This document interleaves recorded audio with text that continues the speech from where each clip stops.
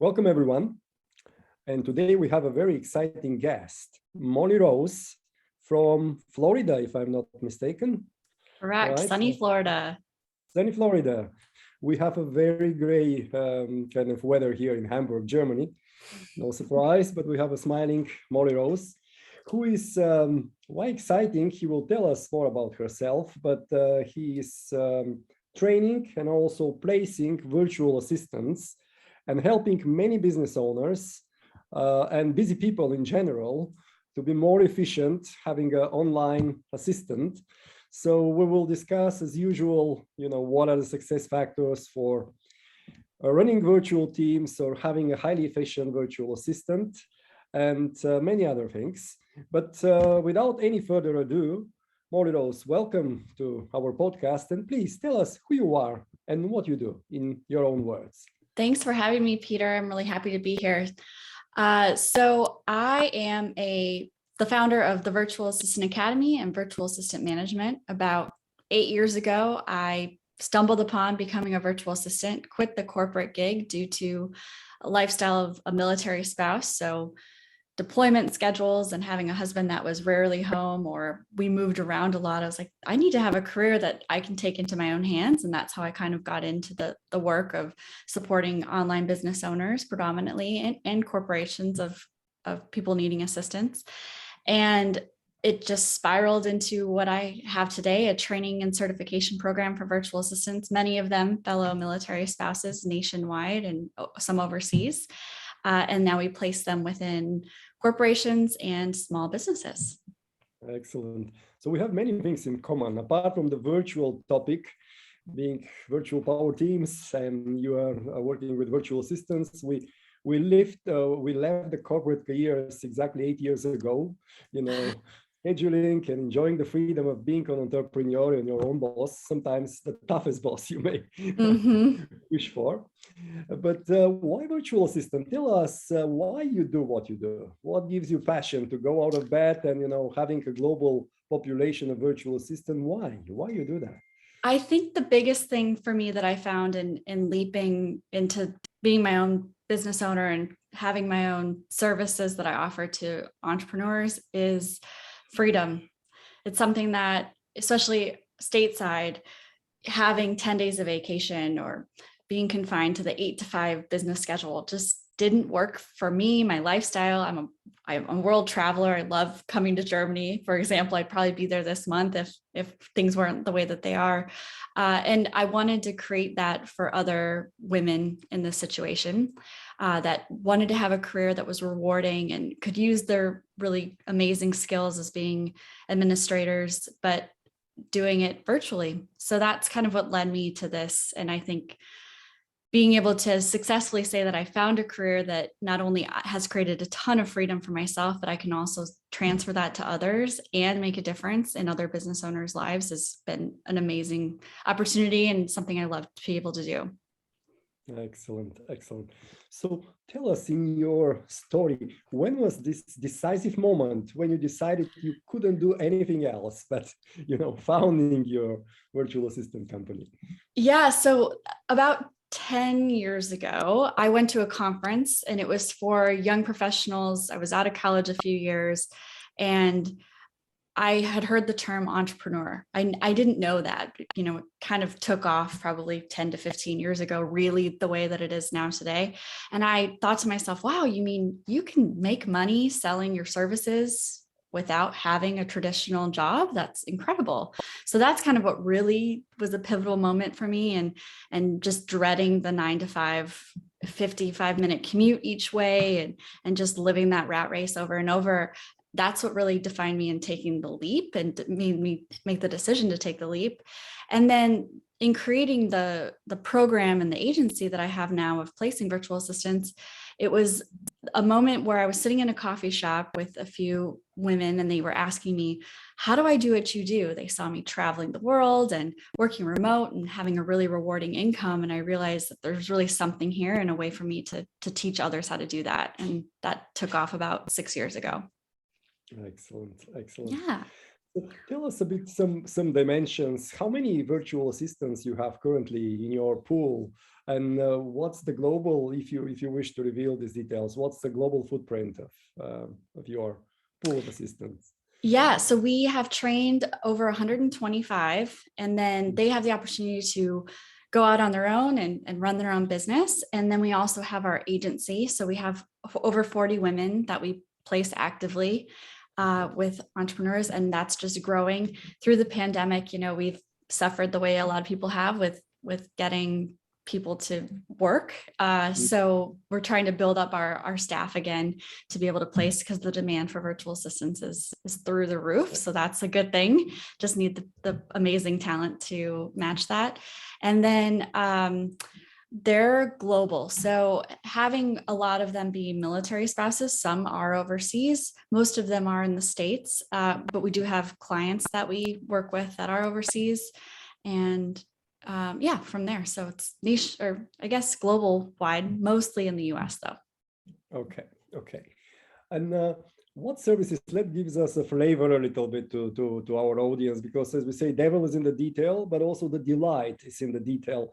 What kind of services do they usually provide? And I will just, there is a book from Tim Ferriss. I'm sure many people, the 7 hours work week, 4 hours, I'm not sure, 4 hours work week. And he was bragging in a sense of his virtual assistant doing all kind of personal favors and sending flowers to his wife and even writing the notes much better than himself. So just give us a flavor. What kind of services do they cover? What are the most common one? And maybe what are the most exotic that, people want to Yeah, we spend a lot of time educating on what a virtual assistant does and doesn't do.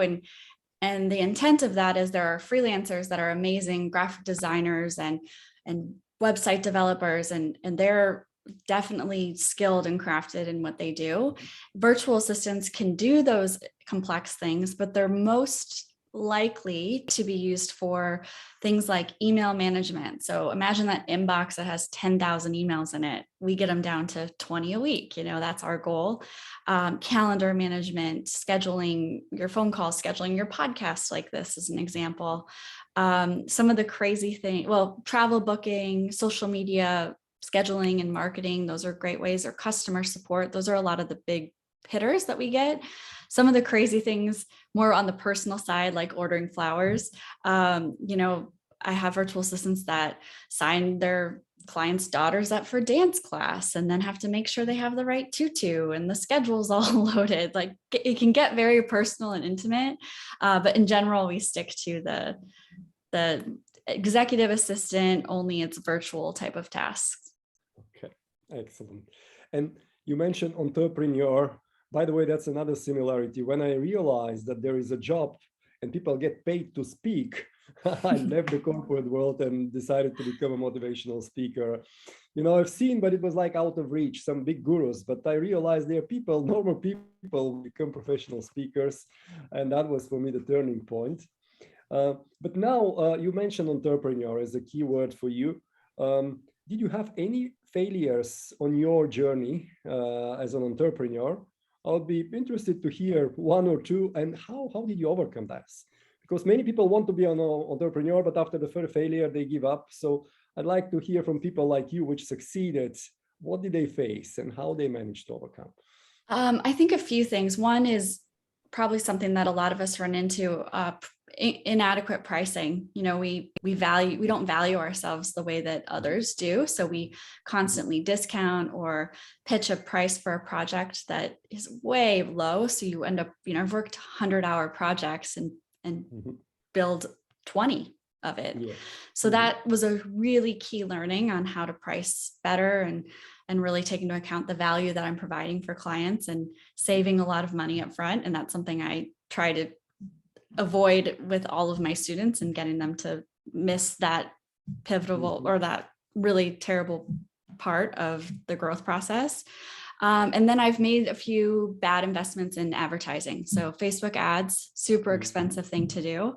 Didn't know what I was doing. And instead of hiring an expert to handle it for me, I went at it myself, wasted a lot of money. And that kind of set me back, because then I had to earn it before I could go ahead and market again. So those are two of the things that I just would do differently next time. Excellent. And can you go one level deeper on this pricing? How do you handle your internal dialogue, to ask for what you really deserve? And maybe to give us an example when you really manage to turn it around. Yeah, I think when you go through that, you want to quit. You're like, I'm never doing this again. This example, it was a website development that I did, and it just got so complex because I didn't have a good scope of work. Yep. And I was like, I'm never doing a website again. And I love creating websites. It's just something I kind of do on the side and just to keep my skills fresh.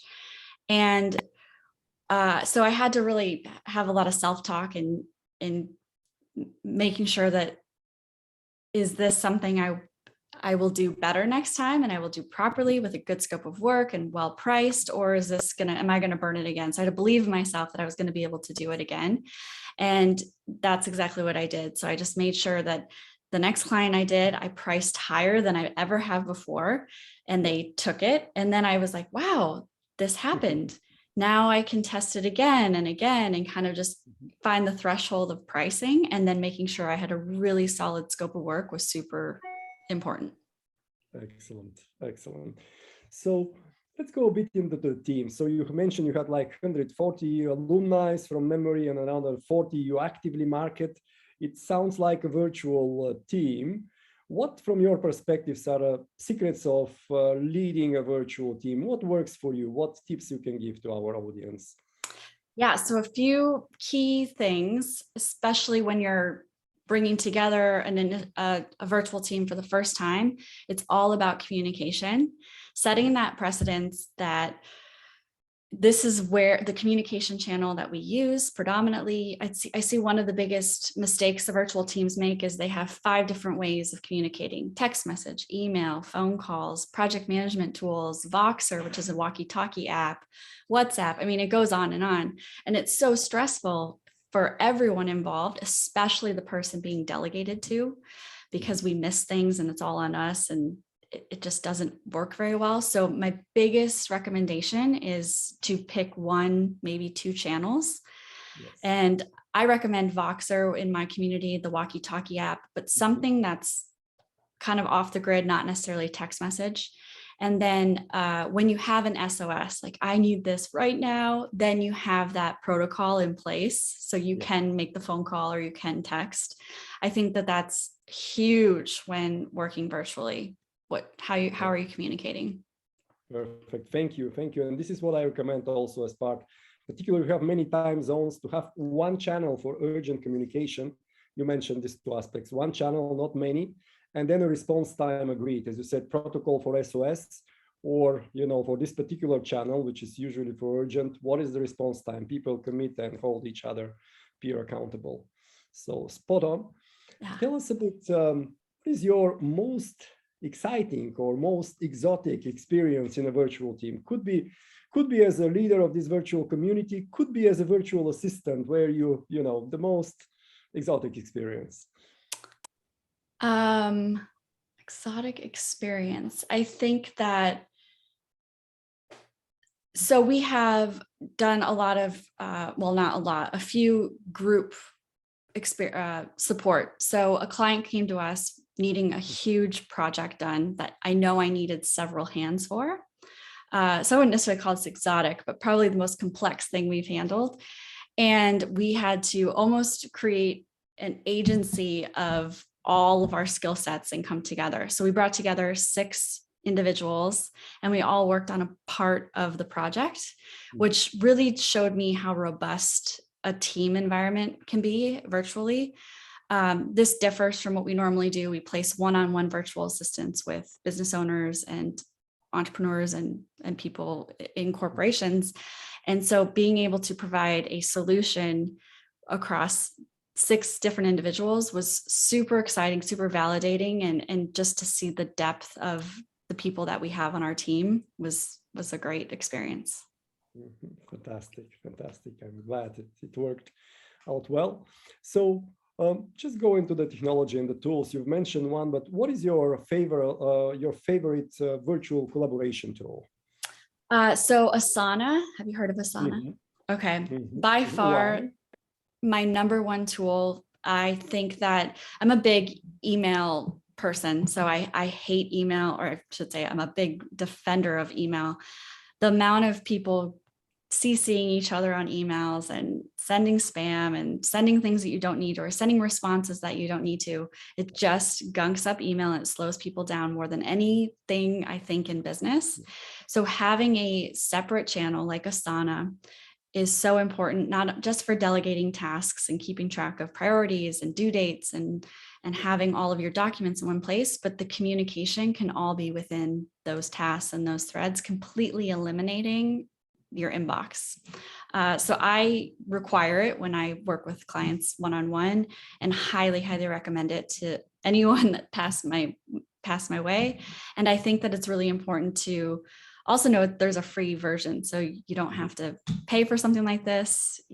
I've been operating with it for years, and I don't have to pay for it. Excellent. By the way, there was a study by Microsoft and promoting their Microsoft chat, but it is similar, although not so much delegation.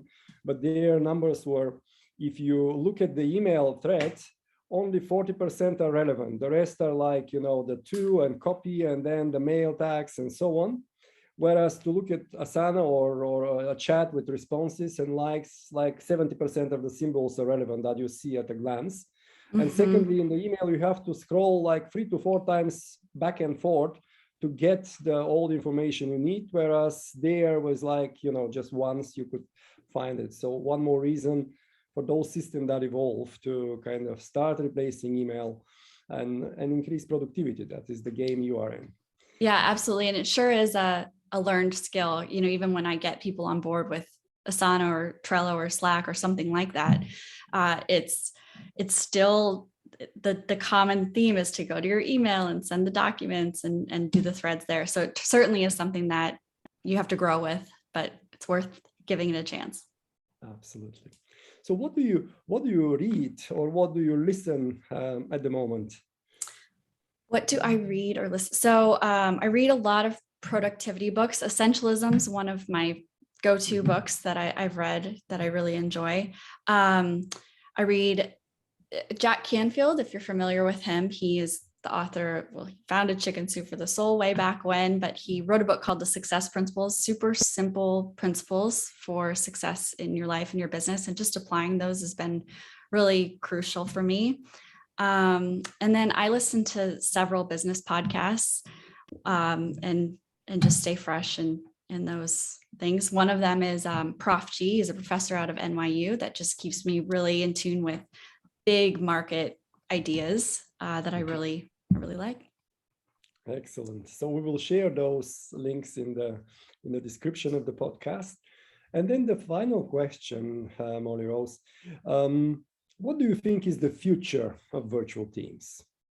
So I've been having this conversation quite a bit. And when I tell people I train and place virtual assistants, several of them, I'd say over half, think that I'm talking about a truly virtual automated portal, if you will. So an artificial intelligent system, not necessarily a human.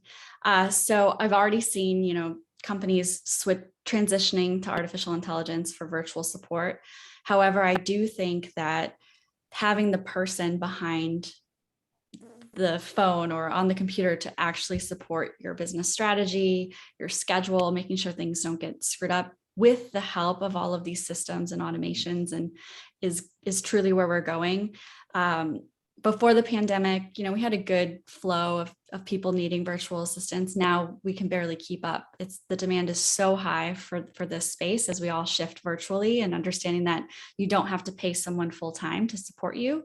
You can simply do fractional virtual assistant purchasing, 5 hours a week to start. And it's been a game changer for people's businesses. And I truly think it's just going to skyrocket, and we're going to see a completely different landscape over the next 5 years. Absolutely. No, I think there are many, people say that on the board level, a couple of seats will be occupied by artificial intelligence. So it's coming in the virtual assistant space, but also in a much higher decision-making positions. And if you look success of Netflix and Amazon with these recommendations, artificial intelligence is key part of their marketing, and so on. So I agree with you. It won't be the system replacing the human, but the combination between the human intelligence and empathy and very highly productive artificial intelligence assistants probably will drive the way forward. So Molly Rose, thank you so much for your insights, for your energy. It was a pleasure having you, and all the best on your journey. Thank you, Peter. A pleasure to be here, and I wish everyone the best. Thank you so much. Thank you.